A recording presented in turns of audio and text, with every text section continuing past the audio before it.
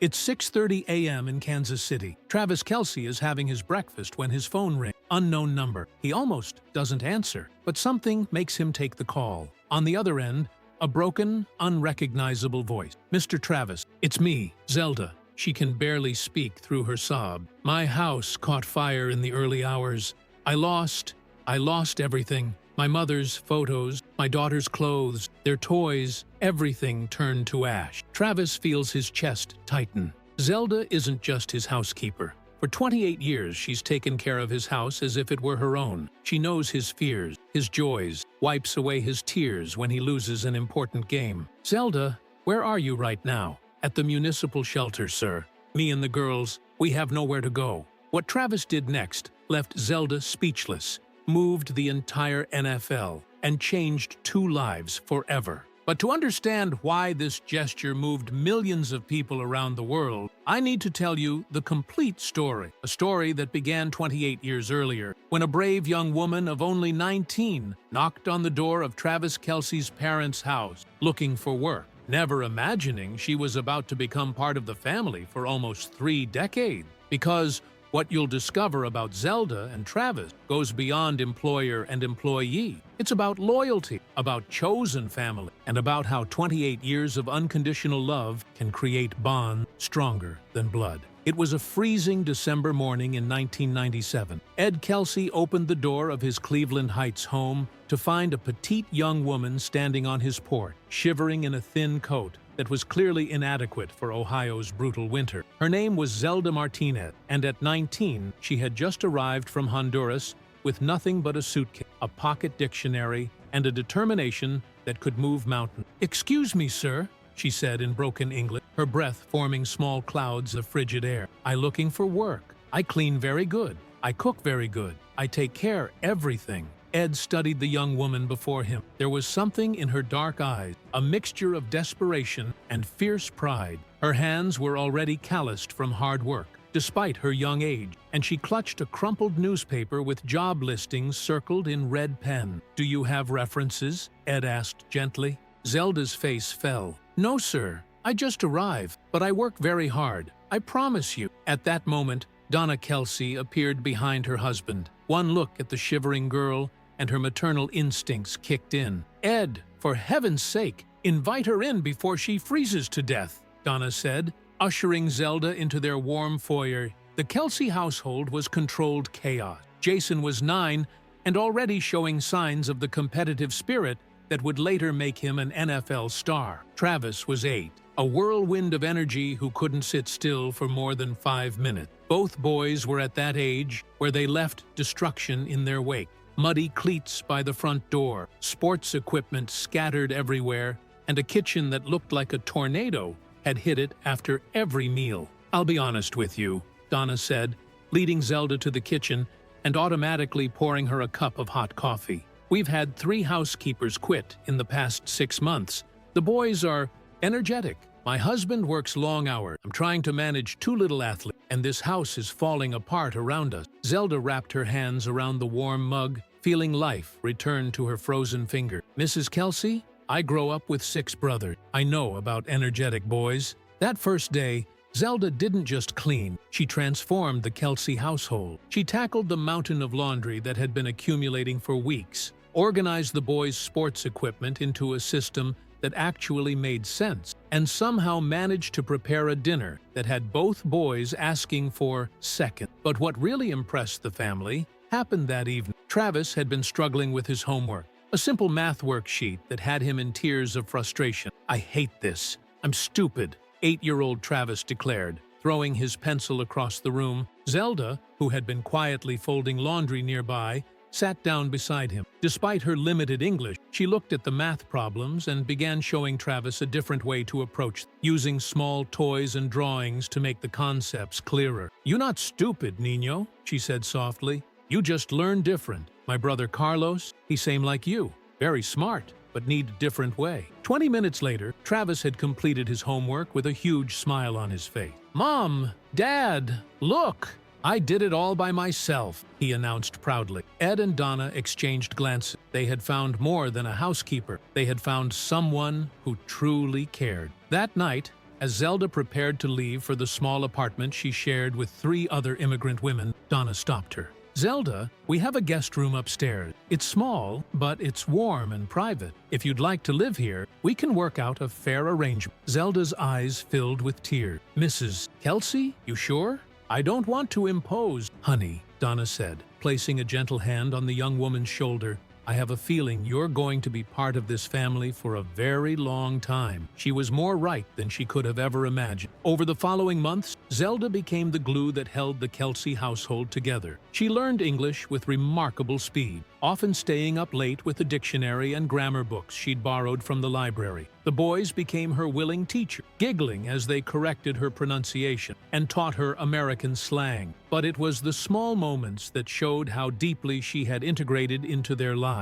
When Jason broke his arm during football practice, Zelda was the one who sat with him in the emergency room while Ed and Donna rushed to get there. When Travis had nightmares, it was often Zelda who heard him first and came to comfort him with warm milk and stories about the beautiful mountains of Honduras. "Zelda tells the best stories," Travis would tell anyone who would listen. "She knows about magic birds and brave princes and everything." As the boys grew, so did their bond with Zelda. She attended every game, every school play, every parent-teacher conference alongside Ed and Donna. She learned to drive so she could take them to practice when their parents were working. She helped with homework, mediated sibling fights, and somehow managed to keep their increasingly busy household running smoothly. When Travis was 12, he asked his parents a question that showed just how much Zelda meant to him. "Mom, is Zelda our family?" Donna smiled, watching through the window as Zelda patiently helped Jason practice catching passes in the backyard.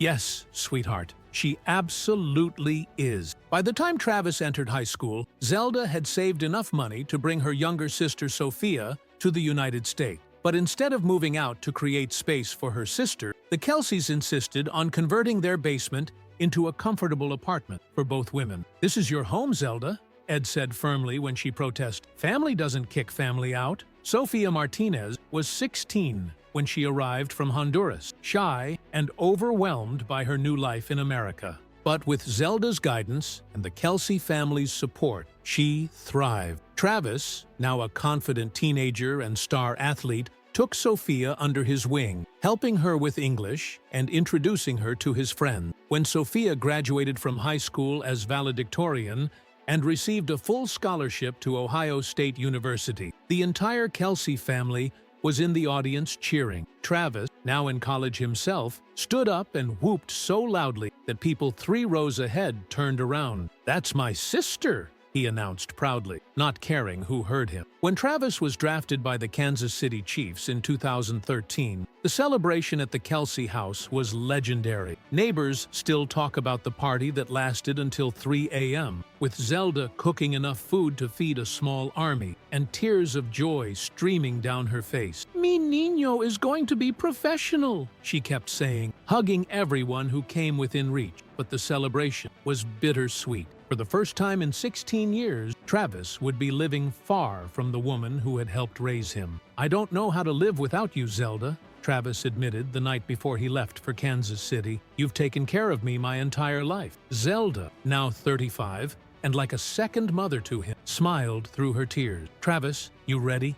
I teach you everything. How to do laundry, how to cook, how to take care of yourself. But most important, I teach you how to be good man. That's all you need." Travis's first apartment in Kansas City was a disaster. Despite Zelda's lessons, living alone proved more challenging than he'd expected. He survived on takeout and energy drinks, his laundry piled up until he ran out of clean clothes, and his apartment looked like it had been ransacked. After a particularly brutal loss during his rookie season, Travis called home feeling more homesick than ever. "I'm thinking about asking for a trade," he confessed to Zelda during one of their weekly phone calls. "I miss home, I miss family." "Travis," Zelda said firmly, "you know what your problem is? You trying to do everything alone. Family, not about being in same place. Family is about staying connected, about supporting each other no matter how far apart we are." She paused, and Travis could hear her moving around the kitchen, a sound that always comforted him. "Besides," she continued, "I have surprise for you." "What kind of surprise?" "Pack extra bedroom in that apartment. I'm coming to Kansas City." Travis nearly dropped the phone. "What? Zelda, you can't leave Cleveland. That's your home. Mom and Dad, Travis, listen to me. Ed and Donna, they don't need me like before. Jason is married now, settled. You are the one who needs family right now. And I promise your mama, I take care of you boys always. 3 weeks later, Zelda arrived in Kansas City with 2 suitcases and the same determination she'd had as a 19-year-old girl. But this time, she wasn't just looking for work. She was following her heart to take care of the boy who had become like a son. Travis's teammates were initially confused by the arrangement. Here was this tough NFL player who lived with his housekeeper and called her for advice about everything from what to eat before games to relationship problems. "Dude, why don't you just hire a cleaning service?" asked one teammate. Travis looked at him like he'd suggested throwing away family photos. "Because Zelda isn't my employee. She's my family." As Travis's career flourished, so did his relationship with Zelda. She learned the intricacies of football, becoming one of his most astute advisors. She could read his moods before game, knew exactly what to say when he was struggling, and celebrated his victories as if they were her own. When Travis bought his first house in Leawood, Kansas, Zelda was heavily involved in choosing. "Needs big kitchen," she insisted,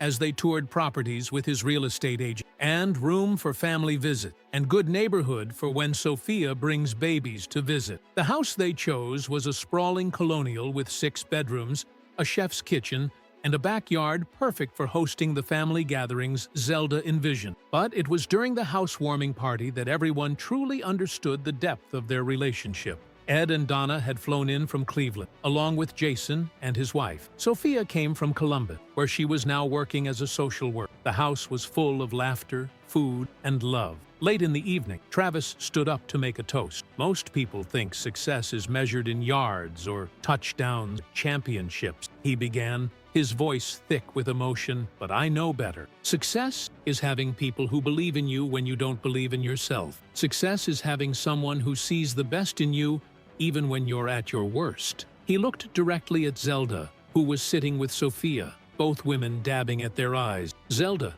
you came into our family when I was 8 years old. You've been my teacher, my protector, my biggest fan, and my toughest critic. You taught me that family isn't just about blood.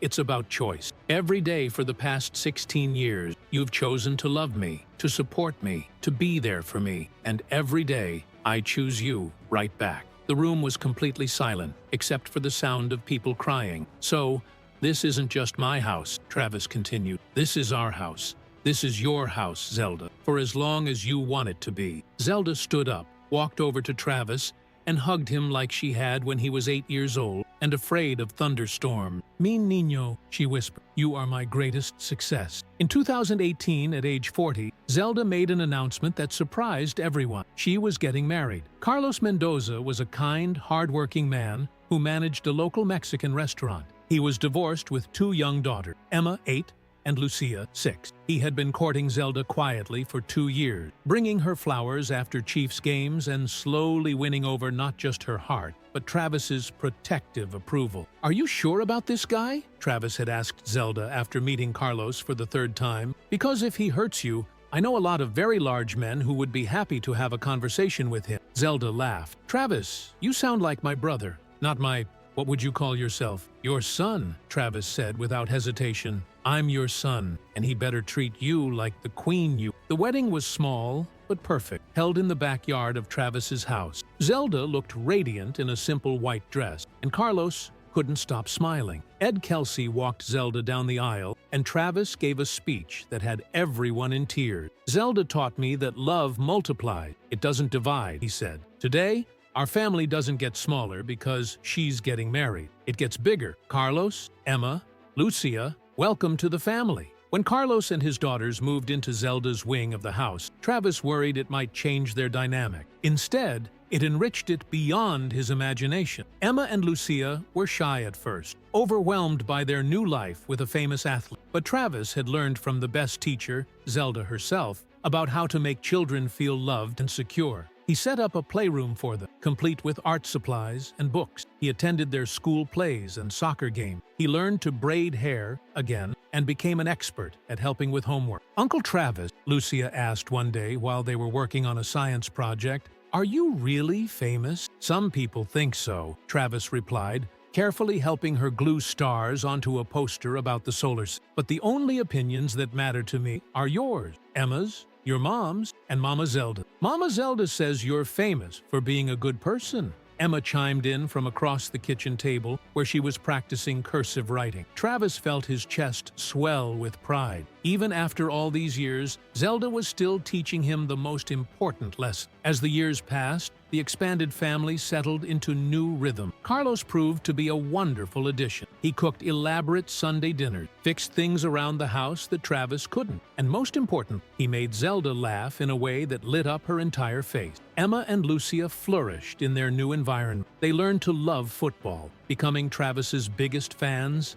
and harshest critic. They also learned about hard work and dedication by watching Zelda manage the household with the same precision that Travis brought to football. When Travis started dating pop sensation Taylor Swift in 2023, it was Emma and Lucia who helped him prepare for their first meeting. "You need to be yourself, Travis," Emma advised seriously, "but also maybe clean your room first. And don't talk about football the whole time," Lucia added. "Girls like other things too." When Taylor finally came to dinner, she was charmed not just by Travis, but by the entire family dynamic. She spent most of the evening talking with Zelda about cooking and with the girls about their school project. "This is the most beautiful family I've ever seen," Taylor told Travis later. "You're so lucky." "I know," Travis replied, watching through the window as Zelda taught Emma and Lucia how to make her famous empanada, while Carlos and Sofia, who was visiting with her own family, laughed at something on TV. "I've always known." By March 2025, Zelda had been part of Travis's life for 28 years. She was 47 now, with silver streaking through her dark hair and laugh lines around her eyes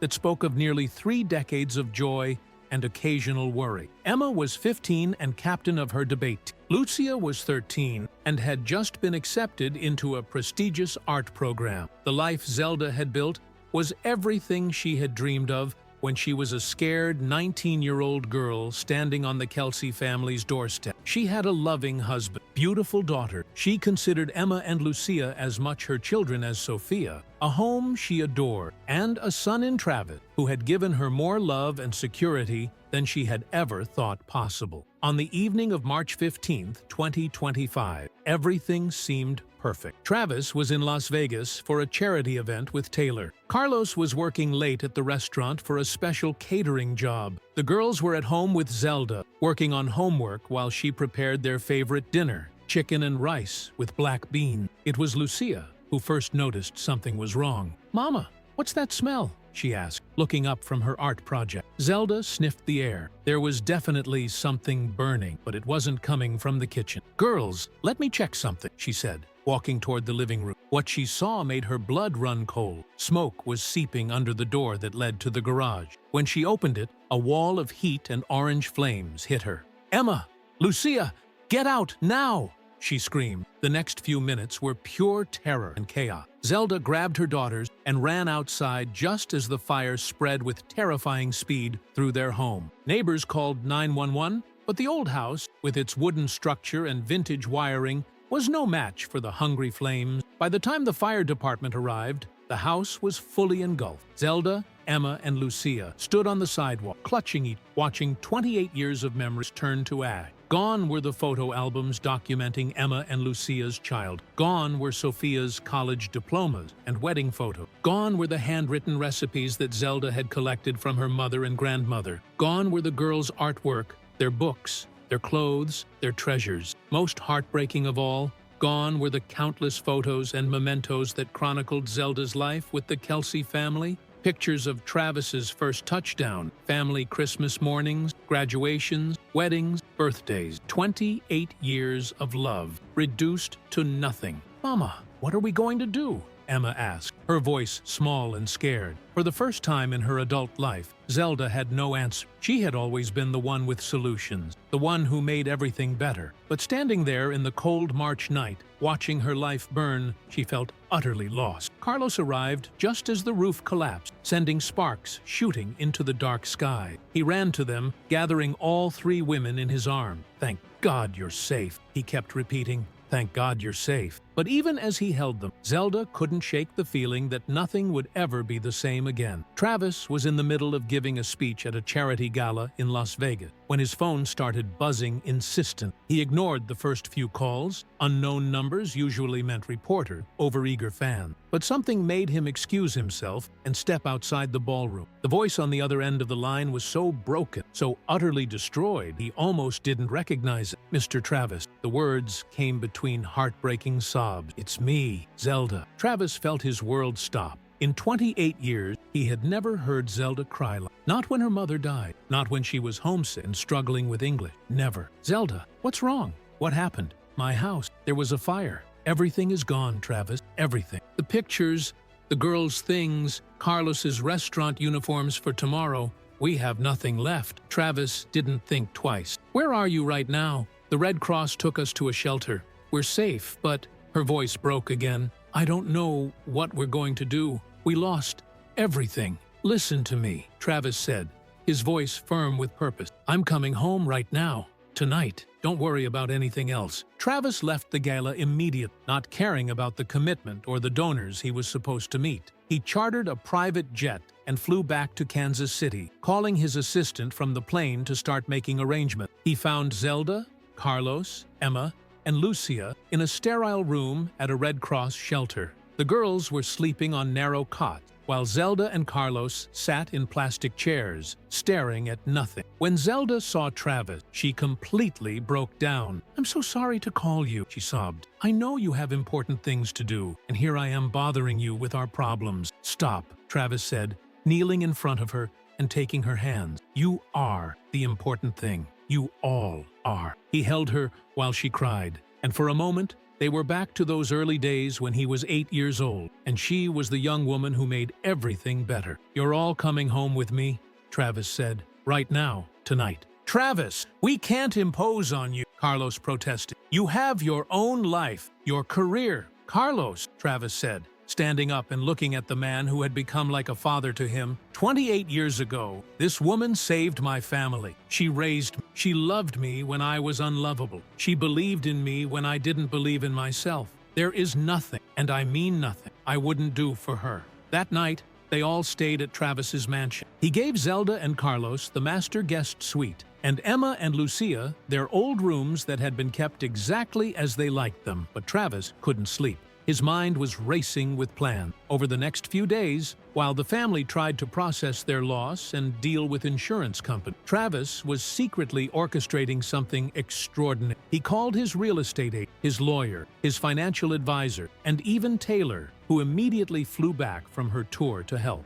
"I want to buy them a house," Travis told his agent. "Not just any house, the perfect house. Money is no object." They found it on the third day of searching, a beautiful colonial-style home just 10 minutes from Travis's place. It had 5 bedrooms, a chef's kitchen that would make Carlos weep with joy, an art studio for Lucia, a study for Emma, and a master suite fit for the queen that Zelda had always been to Travis. But buying the house was just the beginning. Travis hired the best interior designer in Kansas City to furnish it completely. He bought new clothes for everyone, replaced Emma's debate team materials and Lucia's art supplies, and even commissioned an artist to recreate some of the family photos that had been lost, working from descriptions and his own memory. The most touching detail? He had Zelda's favorite recipe for empanadas framed and hung in the kitchen, having gotten it from Sophia, who had written it down years ago. On March 22nd, exactly 1 week after the fire, Travis told Zelda he needed her opinion on something. "I'm thinking about buying an investment property," he said. "Something to rent out for extra income. Would you come look at it with me? You know I have terrible judgment about these things." Zelda, still emotionally fragile but trying to return to normal routines, agreed. Carlos stayed home with the girls, who were finally enrolled in their new temporary school. When they pulled up to the house, Zelda was immediately charmed. "Oh, Travis, it's beautiful," she said, admiring the wraparound porch, mature oak tree. The house sat on a quiet street, with a welcoming front yard and flower beds just beginning to bloom. "Any family would be so lucky to live here." "I'm glad you think so," Travis said, his heart pounding as they walked to the front door. His hands were slightly trembling as he opened the lockbox. They stepped inside together, and Zelda immediately gasped. The foyer opened into a spacious living room with gleaming hardwood floors and large windows that filled the space with natural light. The walls were painted in warm, welcoming color. The crown molding is beautiful, Zelda murmured, running her fingers along the woodwork. And so much light. They moved through each room, and Travis watched her face carefully. In the dining room, she admired the mahogany table and crystal chandelier. "This is very fancy for a rental, Travis. Your tenants might not take good care of such nice things." The kitchen made her pause completely. A large island dominated the center, with professional-grade appliances and custom white cabinets. She opened cabinets to find them stocked with quality cookware, tested the 6-burner stove. "Carlos would die if he could cook in a kitchen like this," she whispered, then looked guilty. "I mean, whoever lives here will be very happy." Upstairs, the bedrooms took her breath away. One clearly designed for studying, another set up as an art studio. "This room reminds me of Lucia," she said at the art room. "And Emma would love this study space." The backyard was the final touch. A large deck, spacious green yard, and a beautiful gazebo with climbing roses. "Travis," Zelda said, her voice thick with emotion, "this is the most beautiful home I have ever seen. Whoever gets to live here will be so blessed." They returned to the front porch, sitting on the wicker furniture.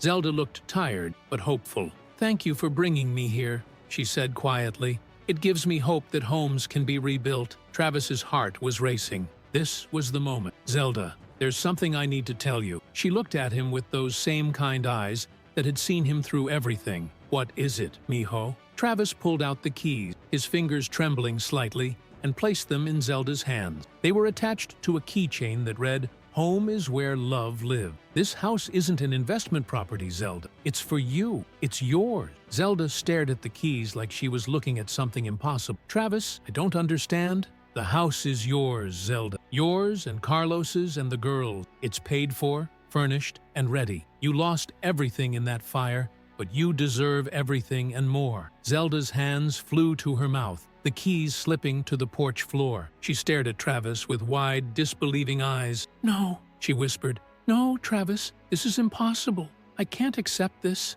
It's too much, too expensive." She sank to her knees, right there on the porch, sobbing harder than she had even on the night of the fire. Travis knelt beside her, gathering her in his arms. His own tears were flowing freely. "Zelda, listen to me. For 28 years, you've taken care of my family. You raised me. You loved me unconditionally. You taught me what it means to be a good person. This isn't charity. This is love. This is family." Just then, a car pulled up, and Carlos, Emma, and Lucia hurried up the pathway. Travis had arranged for them to arrive for the surprise. "Mama, what's happening?" Emma asked, seeing Zelda on her knees. "Uncle Travis," Lucia said quietly. "Did something bad happen?" Travis helped Zelda to her feet and looked at the family he loved. "Something wonderful happened," he said. "Your mama just became a homeowner." "What do you mean?" Emma asked, eyes wide. Travis picked up the keys and pressed them back into Zelda's hand. "This is your house, all of yours, forever." The silence was deafening. Then Lucia started crying. Emma's mouth fell open, and Carlos stared in disbelief. "Uncle Travis, are you saying this whole house is ours?" Emma whispered. "Every single inch," Travis confirmed. "Your rooms are upstairs. Emma,